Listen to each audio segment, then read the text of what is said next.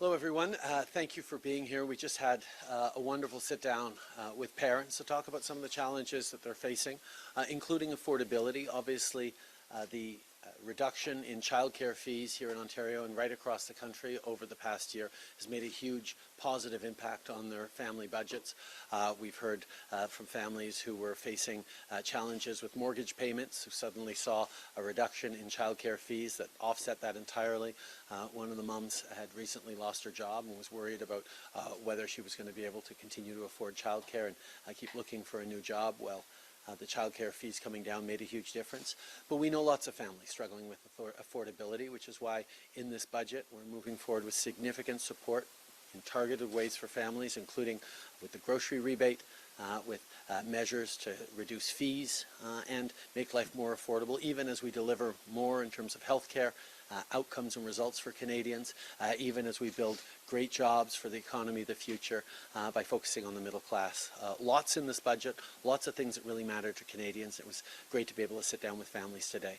C'était un grand plaisir d'être ici dans le comté d'Ottawa-Sud pour parler avec des familles sur les coûts de la vie et les défis auxquels ils sont en train de faire face. Et évidemment, les coûts des garderies ayant diminué de la moitié au cours de la dernière année a aidé énormément de familles avec les coûts auxquels ils font face. Mais en même temps, le rabais sur l'épicerie qu'on est en train d'envoyer va aider énormément et d'autres mesures dans le budget, dont l'aide pour les systèmes de santé, les soins de santé et les soins dentaires, mais aussi au niveau de l'investissement dans la croissance propre et une économie qui fonctionne pour tous les Canadiens.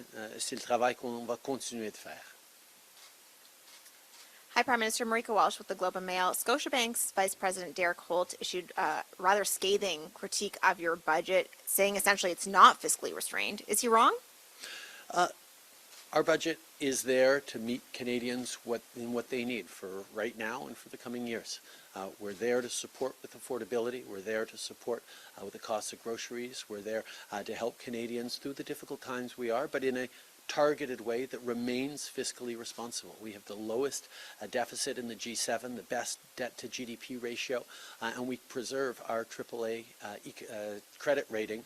We're one of the 3 largest economies in the world with a AAA credit rating, which means that our plan is responsible. It also is focused on delivering the healthcare supports Canadians need, as well as moving forward on the cleaner economy of the future with great jobs for the middle class. So this is the right budget for the time. We remain fiscally responsible, even as we're investing for a better tomorrow. But I'm going to turn to the Finance Minister, who has even more details on that. Chrystia. Okay, well, look, clearly I agree with the Prime Minister. And the only point, thank you, Prime Minister. I'm not as tall as he is, but I agree with him. And the only point I would add is I think it's worth looking at the comments and the analysis that Stephen Poloz, the former Governor of the Bank of Canada, has published today.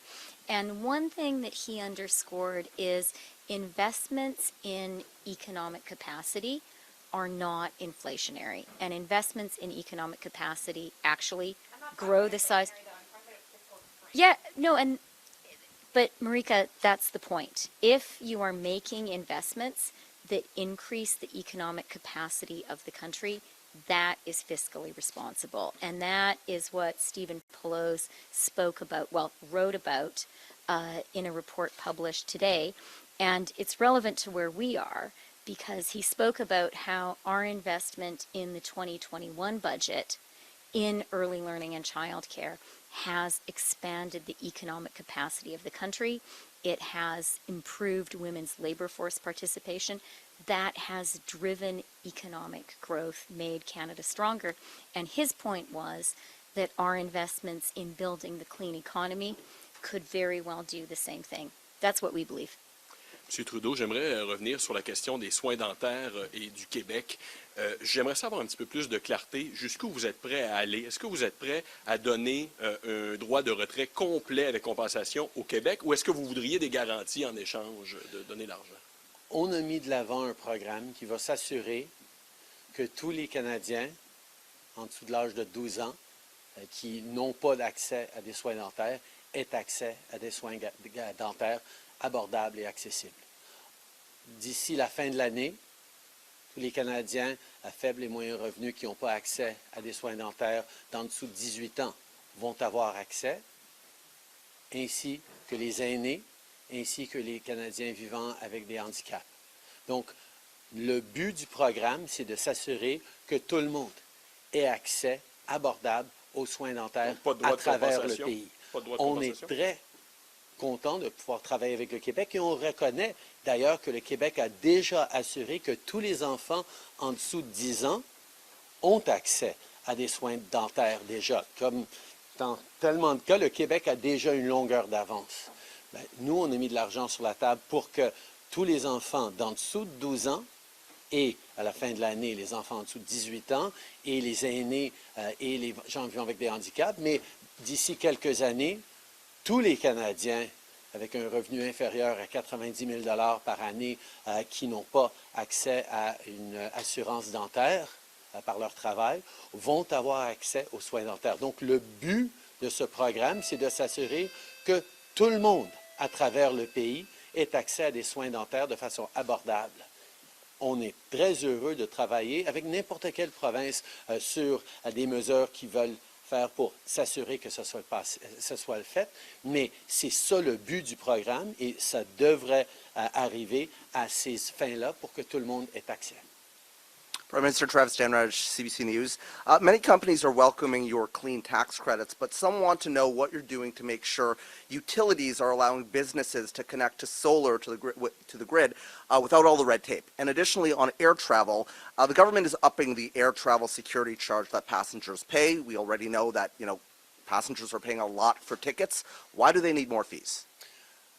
First of all, on our incentives, we know that there is an extraordinary amount of interest and investments going into cleaner economy, clean energy around the world, whether it's renewables, whether it's clean generated electricity, whether it's nuclear. There is a lot of excitement around hydrogen, around carbon capture and storage. These are things that we know are part of Canada being a reliable supplier of energy in a net zero future.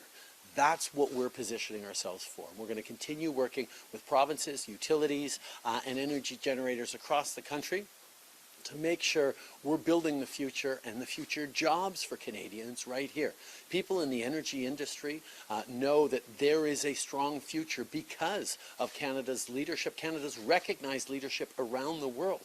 Much of what the United States is right now doing on the Inflation Reduction Act is to try and catch up to the work that Canada has been doing steadily over the past 4 years when the U.S.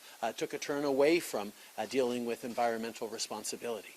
There are tremendous opportunities for Canada, and we're going to keep building on that.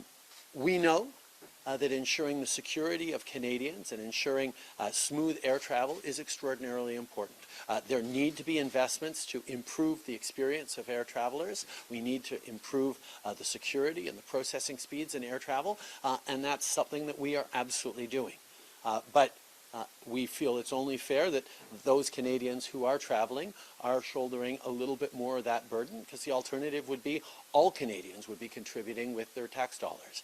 We think targeting it in the right way, in a reasonable way, is the right thing to make sure that air travel remains efficient and affordable. Hi, Prime Minister Trudeau. That's right.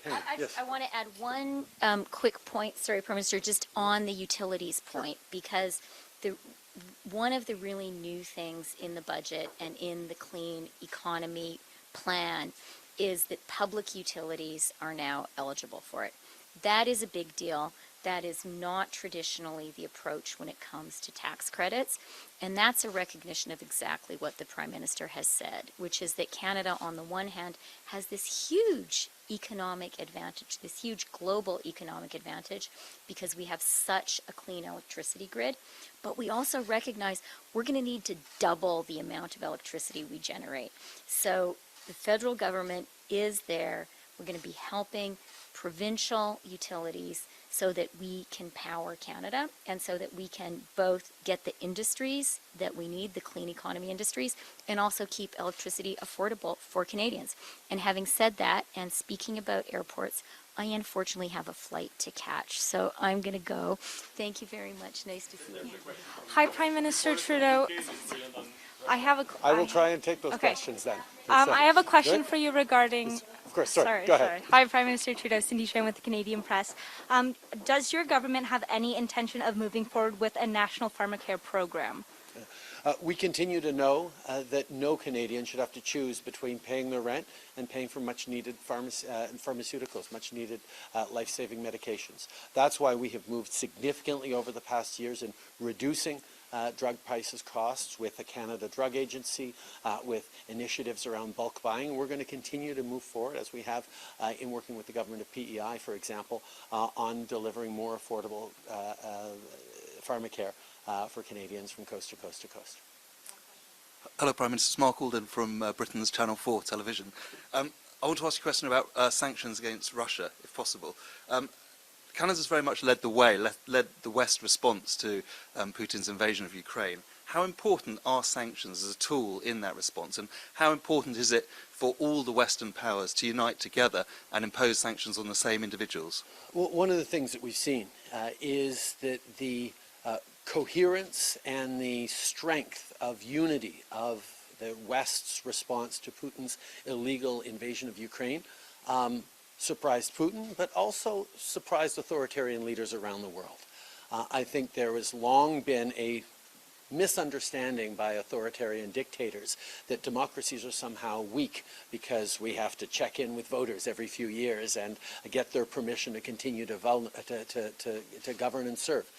What we're seeing is that the solid response, the aligned response of Western democracies and allies around the world on recognizing that the violation of the UN Charter, the violation and upending of the international rules-based order that led to such stability and peace in the world for close to 80 years cannot be allowed to stand.